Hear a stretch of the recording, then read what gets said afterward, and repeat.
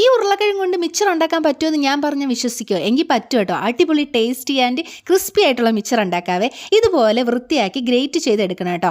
ഞാനിവിടെ 2 പൊട്ടറ്റോ ആണ് എടുത്തത്. ഗ്രേറ്റ് ചെയ്തത് ഒരു 10 മിനിറ്റ് വെള്ളത്തിലിട്ട് വെച്ചതിന് ശേഷം വെള്ളം തോരാൻ വെക്കണേ. ഈ സമയം നമുക്ക് കുറച്ച് സാധനങ്ങൾ എണ്ണയിലൊന്ന് വറുത്തെടുക്കണം കേട്ടോ. തൊലി കളയാതെ ചതച്ച വെളുത്തുള്ളി ഒരു 4-5 എണ്ണം, പിന്നെ കറിവേപ്പില, പിന്നെ കപ്പലണ്ടി, ഇവയെല്ലാം കൂടി ഒന്ന് എണ്ണയിലിട്ട് വറുത്ത് കോരി മാറ്റി വെക്കണം കേട്ടോ.